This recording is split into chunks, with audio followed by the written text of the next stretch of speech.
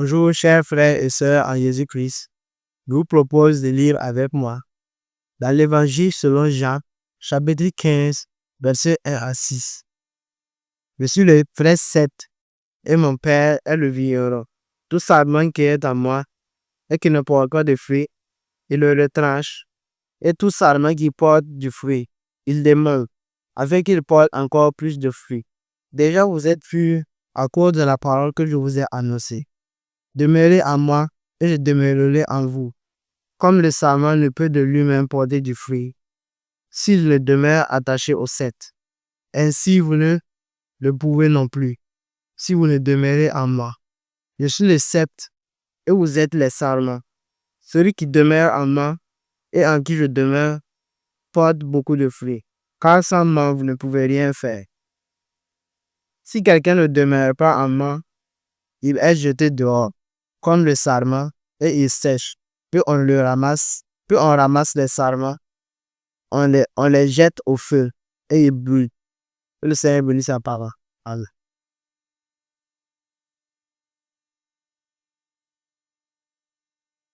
Bonjour, frères et sœurs en Jésus-Christ. Que le Seigneur vous bénisse et que le Seigneur vous garde.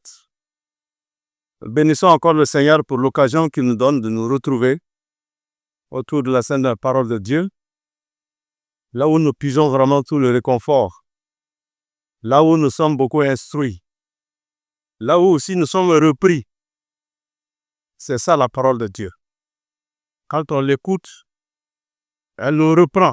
Et quand elle nous reprend, nous devons accepter d'être repris et pouvoir changer et pouvoir vraiment se repentir et pouvoir confesser nos fautes et afin de pouvoir marcher véritablement avec le Seigneur. C'est pourquoi ce matin, je vous invite à ouvrir la Bible avec moi dans l'Épître aux Colossiens. L'Épître aux Colossiens, chapitre 1. Regardons à partir du verset 12. Rendez grâce au Père qui vous a rendu capable d'avoir part à l'héritage des saints dans la lumière et nous a délivrés de la puissance des ténèbres et nous a transportés dans le royaume de son Fils bien-aimé, en qui nous avons la rédemption, le pardon des péchés. Le Fils est l'image du Dieu invisible, le premier-né de toute la création. Car en lui ont été créées toutes les choses qui sont dans les cieux et sur la terre, les visibles et les invisibles, trône, dignité, domination, autorité. Tout a été créé par lui et pour lui.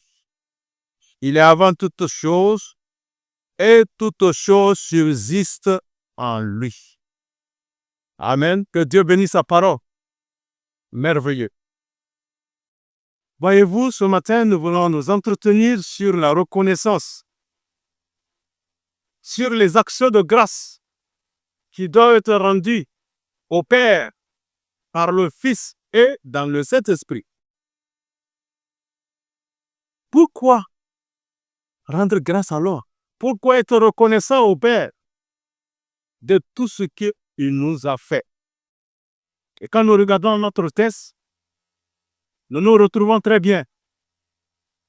La preuve, la cause pour laquelle nous devons vraiment le rendre grâce. Et tout croyant, tout fils et fille de Dieu né de nouveau, quand il s'approche vraiment du Seigneur, il doit avoir cette reconnaissance dans son cœur de ce que Dieu a fait de lui. Parce que la reconnaissance, c'est une source de lumière spirituelle. Parce que l'apôtre Paul, en écrivant aux Colossiens, il ne commence pas d'abord par les besoins des croyants. Il ne commence pas par les besoins des croyants, mais par la reconnaissance par les actions de grâce, par la générosité du Père. Il veut d'abord élever les cœurs vers Dieu, qui est la source de toute grâce. Amen. Pour lui, rendre grâce, c'est déjà vivre dans la lumière. La vie chrétienne n'est pas seulement une marche, mais c'est une adoration continuelle. Amen. Ce n'est pas simplement la marche, mais une adoration continuelle. Dans Jean 4, Jésus n'a-t-il pas dit « Dieu cherche de vrais adorateurs, en esprit et en vérité. » Le cœur reconnaissant est déjà un ciel où Dieu demeure. Rendre grâce, c'est reconnaître que tout vient du Père, par le Fils et dans l'Esprit. C'est ça, l'action de grâce, la reconnaissance. Reconnaître que tout vient du Père, au travers du Fils et dans le Saint-Esprit. Alors donc, nous voyons ici trois motifs de reconnaissance. Ce que dans notre texte, nous voyons d'abord que nous avons une part de l'héritage dans la lumière avec les saints là-bas. Nous n'avons pas à l'héritage des saints dans la lumière. Ça, c'est un. De deux, il nous a délivrés de la puissance des ténèbres. Donc, vous voyez notre délivrance des ténèbres. Et de trois, il nous a fait entrer dans le royaume du Fils de son amour. Amen. Allons au premier point, qui est la participation à l'héritage des saints dans la lumière. L'apôtre Paul dit que le Père nous a rendus capables d'avoir part à l'héritage des saints dans la lumière. Cet héritage n'est pas une promesse lointaine, mais c'est une réalité présente. Pour celui, bien sûr, qui est né de nouveau. Ça, c'est déjà une réalité présente pour ceux qui sont nés de nous. Parce que par la nouvelle naissance, l'apôtre Pierre va nous le dire, nous participons à la nature de Dieu. Regardons 2 Pierre, chapitre 1, verset 4. 2 Pierre, chapitre 4. Regardons chapitre 2 Pierre, chapitre 1, verset 4 plutôt. 2 Pierre 1, 4. Celle-ci nous assure de sa part les plus grandes et les plus précieuses promesses, afin que par elle, vous deveniez participants de la nature divine. Par la nouvelle naissance, nous participons à la nature de Dieu. Bien sûr, en fuyant la corruption qui existe dans le monde par la convoitise. Voilà notre position. Nous marchons désormais dans la lumière divine. Déjà ici-bas, nous goûtons les prémices de la lumière divine. Comme il est dit dans 1 Jean chapitre 1, 1 Jean. Regardons 1 Jean, chapitre 1, verset 5. 1 Jean 1, verset 5. La nouvelle que nous avons apprise de lui et que nous vous annonçons, c'est que Dieu est lumière et qu'il n'y a point en lui de ténèbres. Voilà, nous marchons déjà dans cette lumière, les prémices de cette lumière. Jésus est la lumière du monde. Et dit que celui qui marche en lui ne verra jamais les ténèbres. Oui, la lumière du croyant c'est sa participation à la nature de Dieu. Car plus il est uni à Dieu, plus il devient lumineux. Amen. Autrefois, nous étions dans les ténèbres, nous étions des étrangers, des pèlerins errants, privés de la gloire de Dieu. Mais maintenant, par la croix, nous avons été rendus participants de la nature divine. Par la croix, Jésus-Christ nous a fait participants de la nature de Dieu. Alors notre héritage, ce n'est pas de l'or, ce n'est pas de l'argent, mais c'est la communion avec le Dieu vivant. Donc nous comprenons maintenant pourquoi quand on s'approche de Dieu, c'est ça qu'il faut reconnaître d'abord. De notre position, de ce que Dieu a fait de nous. Et nous a donné l'eau avec les saints dans la lumière. Ça vaut action de grâce. Ça, c'est de la reconnaissance. C'est pourquoi le psalmiste aussi pouvait dire dans le psaume 16, regardons le psaume, chapitre 16, psaume 16, regardons à partir du verset 5. Psaume 16, verset 5 à 6. L'Éternel est mon partage et mon calice. C'est toi qui m'assures mon lot. Un héritage délicieux m'est échu, une belle possession m'est accordée. Alors je bénis l'Éternel, mon conseiller, la nuit même mon cœur m'exhorte. J'ai constamment l'Éternel sous mes yeux. Et quand il est à ma droite, je ne chancelle pas. Aussi mon cœur est dans la joie, mon esprit dans l'allégresse et mon corps repose en sécurité. Amen. C'est lui qui est notre part de l'héritage, l'Éternel. David a expérimenté ça. Oui, il est mon partage, il est mon calice. Et c'est lui qui assure notre lot. Un héritage délicieux qui m'est ici. Une belle possession m'est accordée. C'est ça la reconnaissance. Alors, donc, marchons dans la pureté et la transparence, car la lumière ne cache rien. Amen. Refusons les compromis et les zones d'ombre spirituelles. Remercions Dieu chaque jour pour la grâce de reconnaître la vérité, de connaître cette vérité. Parce que beaucoup cherchent des bénédictions matérielles. Nous les voyons chaque fois quand ils s'approchent de Dieu.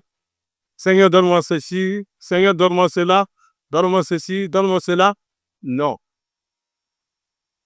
Ils oublient le plus grand héritage. Ce plus grand héritage qui est la communion avec Dieu lui-même. Nous avons notre part avec les saints dans la lumière en haut là-bas. Amen. Le deuxième point,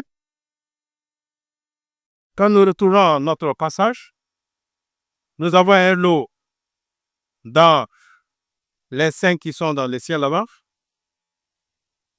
Deuxième point, il nous a délivrés de la puissance des ténèbres.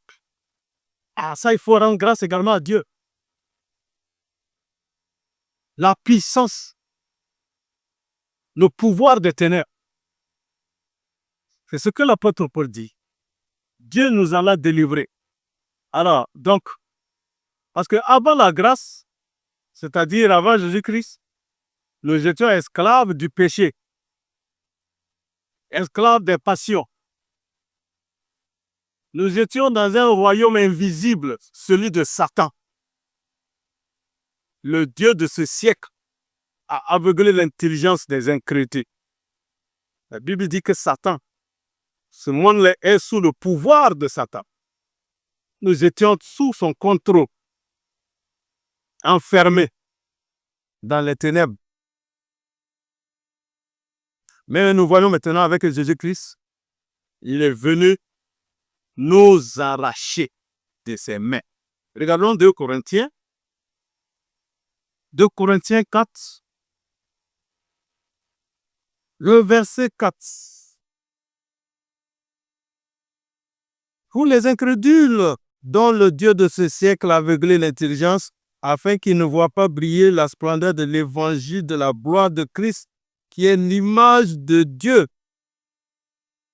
Vous voyez? Satan a aveuglé l'intelligence pour qu'ils ne voient pas la gloire de l'évangile, pour qu'ils ne comprennent pas la croix. Parce que c'est à la croix que Jésus a mis à nu toute cette puissance des ténèbres, les autorités, les principautés, et il les a détruits publiquement à la croix. Amen. Les ténèbres. Dieu est venu nous arracher de là par son Fils. Et il est venu, il a ouvert nos yeux afin que nous passions des ténèbres à la lumière, que nous passions de la puissance de Satan et à celle de Dieu. Regardons Actes des Apôtres, chapitre 26, Actes des Apôtres, chapitre 26, verset 18. Acte 26, 18. Afin que tu leur ouvres les yeux pour qu'ils passent des ténèbres à la lumière et de la puissance de Satan à Dieu, pour qu'ils reçoivent par la foi en moi le pardon des péchés et l'héritage avec les sanctifiés.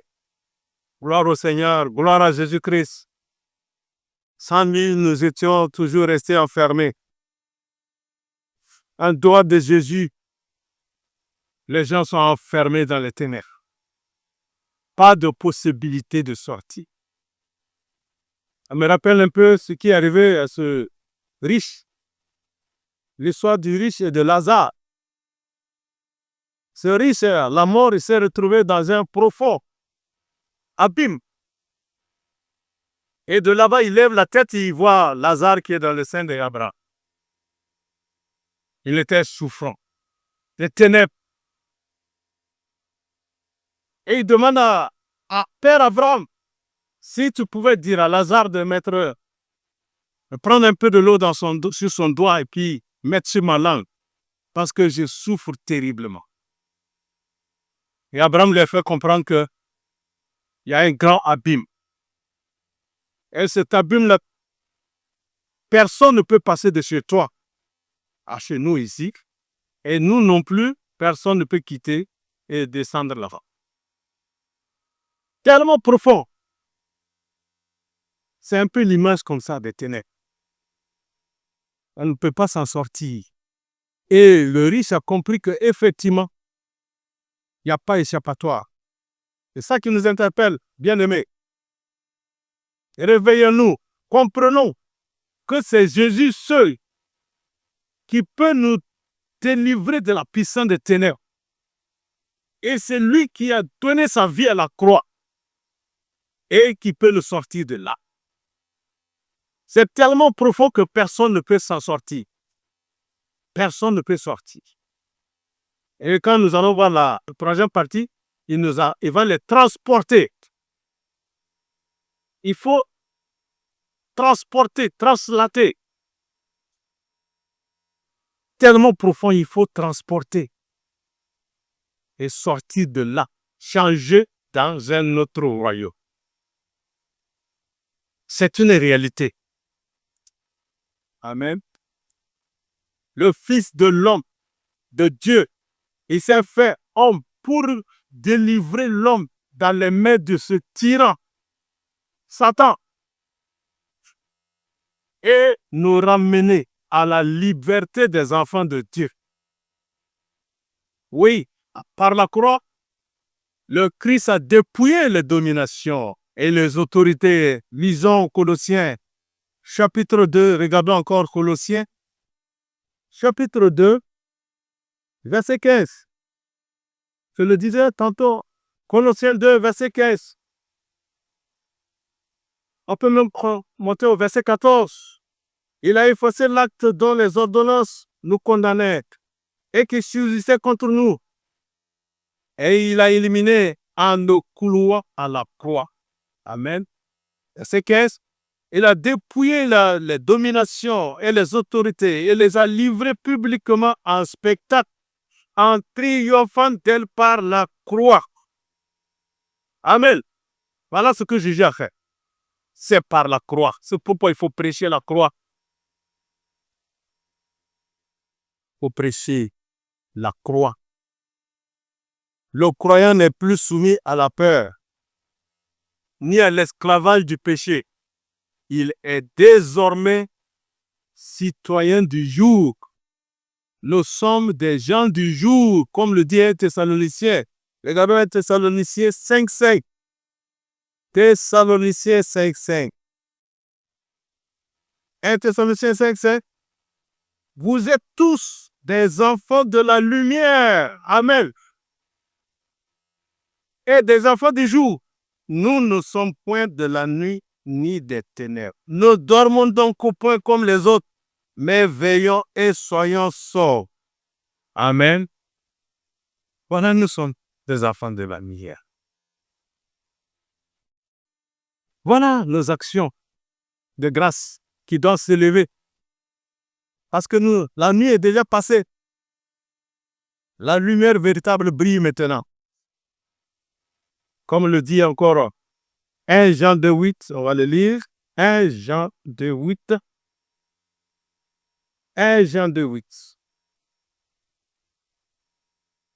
1 Jean 2.8. Toutefois, c'est un commandement nouveau que je vous que je vous ai écrit, qui est vrai en lui et en vous, car les ténèbres se dissipent et la lumière véritable paraît déjà. Amen. Nous sommes dans la lumière. Nous sommes de la lumière. Alors nous ne vivons plus sous la peur du diable, ni sous la culpabilité du passé. Marchons maintenant dans la victoire et l'autorité de Jésus-Christ. Si vraiment tu as reçu cette délivrance, il faut le montrer par une vie de sainteté et une vie de service. Jésus ne t'a pas seulement délivré pour toi-même, mais pour que tu sois un témoin de sa puissance. Ne garde pas cette délivrance pour toi seul, pour toi-même. Vas-y aider les autres aussi, afin qu'ils puissent passer des ténèbres à la lumière. Et quand nous retournons dans notre Colossiens, notre texte de base, la troisième partie maintenant, pour laquelle nous devons rendre grâce. Ah, ça c'est merveilleux. Elle nous a transportés dans le royaume de son Fils bien-aimé. Amen. Voilà une raison encore pour rendre grâce à Dieu. Notre entrée dans le royaume de Dieu, du Fils de Dieu, bien-aimé de Dieu, Jésus-Christ. Ça, c'est le sommet maintenant. Des ténèbres, et on nous a transportés, translatés. C'est la hauteur maintenant. Rien ne peut nous arriver encore. Amen. Ce n'est pas simplement une délivrance, mais c'est une translation. Un passage d'un royaume à un autre. Du royaume des ténèbres au royaume de la lumière. C'est-à-dire du péché à la grâce, de la mort à la vie et de la condamnation à la gloire. Nous étions sous condamnation. La Bible dit que tous sont péchés et sont privés de la gloire de Dieu. Tout le monde était interdit de la gloire de Dieu. Mais seul en Jésus-Christ, nous pouvons retrouver cette gloire. C'est là que Jésus nous transporte et nous place dans son royaume. Là où il y a la paix, là où il y a la grâce, la lumière, il y a l'amour. Le royaume de Jésus-Christ, c'est le règne de l'amour dans les cœurs libérés maintenant. Il n'y a plus de haine, il n'y a plus de méchanceté. Amen. Alors, nous voyons le mystère du salut qui est accompli.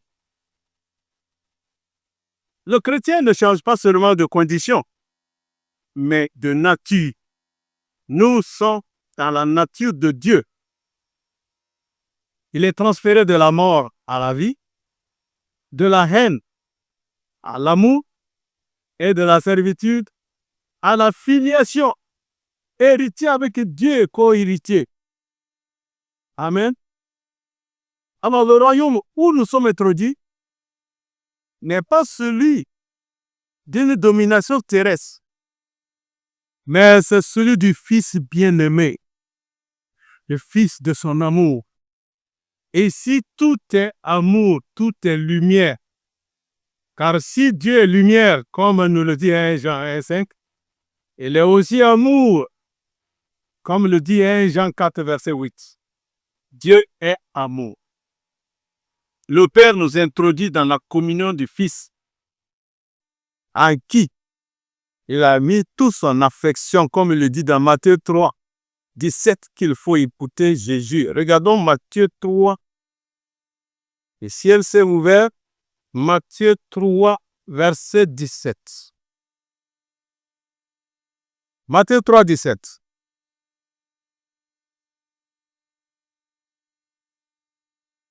Matthieu 3, verset 17.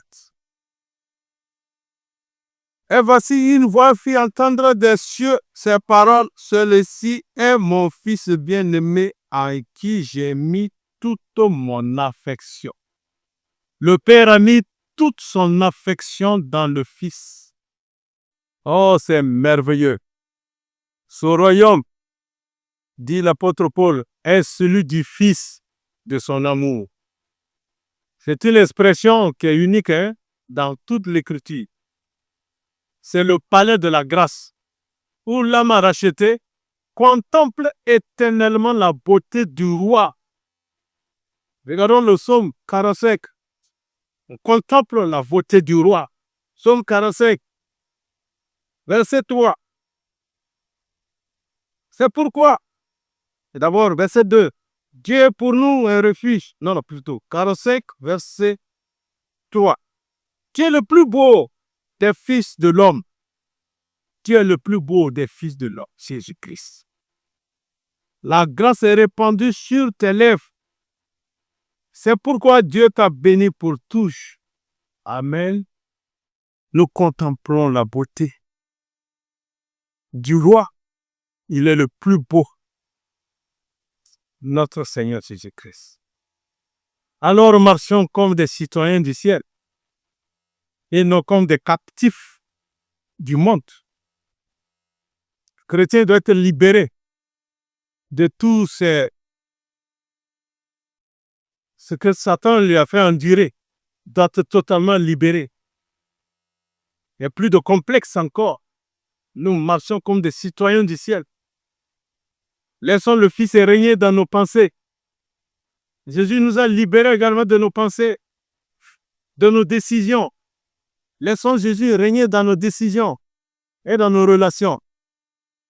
Rendons grâce, non seulement par nos paroles, mais par une vie de soumission à Dieu. Alors, quand nous retournons dans notre Colossiens, chapitre 1, nous voyons maintenant après que nous sommes dans ce royaume maintenant.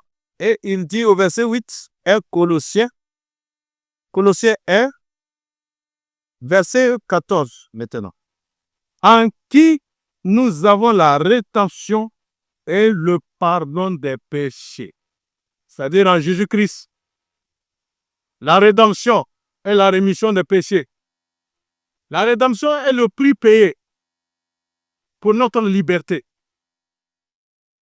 La Bible dit dans 1 Pierre 1, 18, on va le lire, 1 Pierre 1, 18.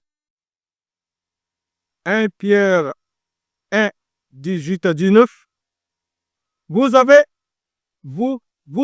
que ce n'est pas par des choses périssables, par de l'argent ou de l'or que vous avez été rachetés de la vaine manière de vivre que vous aviez hérité de vos pères, mais par le sang précieux de Christ, comme d'un agneau sans défaut et sans tache, prédestiné avant la fondation du monde. Et il fut manifesté à la fin des temps à cause de vous. Amen. Voilà. C'est par le sang précieux de Jésus-Christ. La rédemption. Par la rédemption, nous sommes libérés du zouk de Satan. Nous sommes libérés de monde et de la mort, comme le dit Romains 8, verset 23. Tout son péché. Lisons Romains 8, verset 23.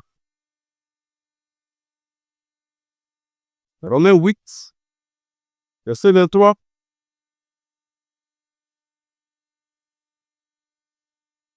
Romains 8, verset 23.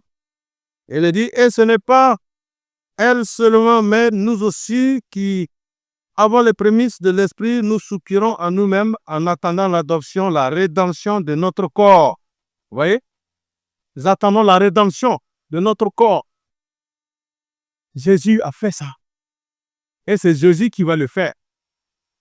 Le sang de Jésus est la rançon qui a brisé les portes de l'enfer. La rédemption et la rémission des péchés. La rémission des péchés, c'est le pardon complet offert par le Fils. Nous avons cela dans Hébreux 9, verset 22. Car sans effusion de sang, il n'y a pas de pardon. Jésus a été offert. Il a donné sa vie pour nous. Il a versé son sang. Sur la croix, nos dettes furent effacées. Notre condamnation est levée.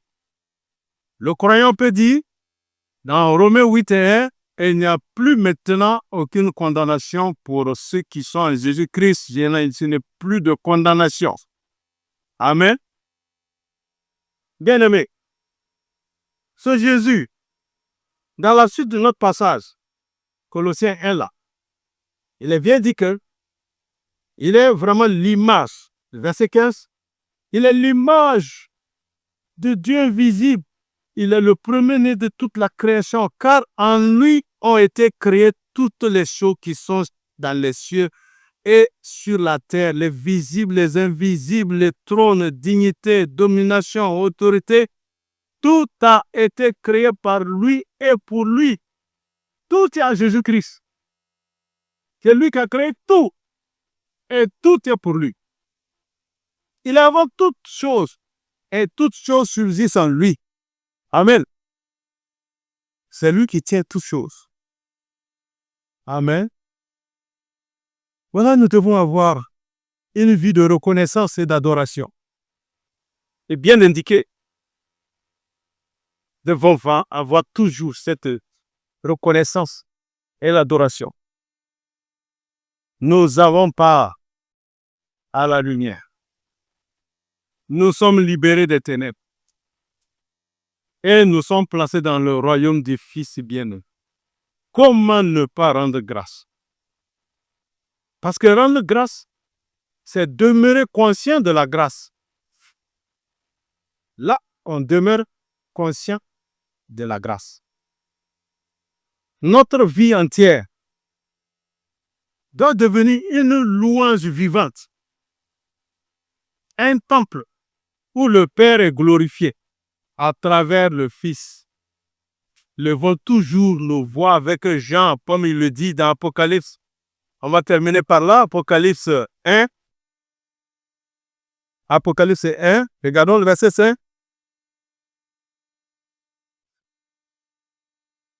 Apocalypse 1, verset 5. Alors, on va lire le verset 5. Et de la part de Jésus-Christ, le témoin fidèle, le premier-né des morts et le prince des rois de la terre. Verset 6. À celui, on continue le verset 5, à celui qui nous aime, qui nous a délivrés de nos péchés par son sang et qui a fait de nous un royaume de sacrificateurs pour Dieu son Père, à lui soit la gloire et la puissance au siècle des siècles. Amen. Voilà l'adoration, voici la reconnaissance, voici les actions de grâce. Ça doit revenir à chacun de nous, à chacun qui est né de nouveau, vraiment. Il faut toujours rendre grâce, il faut être toujours reconnaissant. Amen. Dieu est merveilleux. Vous voyez ce qu'il a fait de nous? Nous devons le dire toujours merci. Et quand nous venons, les premières paroles, ce sont les actions de grâce, c'est la reconnaissance. Et ce qu'il a fait de nous, ce qu'il a fait en nous. Amen. Voilà, bien-aimés, que le Seigneur bénisse sa parole, que le Seigneur soutienne la foi de chacun de nous et que nous soyons vraiment des hommes dont le cœur est rempli de la reconnaissance et de l'adoration continuelle à notre Père par Jésus-Christ et dans l'Esprit. Que Dieu vous bénisse et que le Seigneur vous garde. Amen.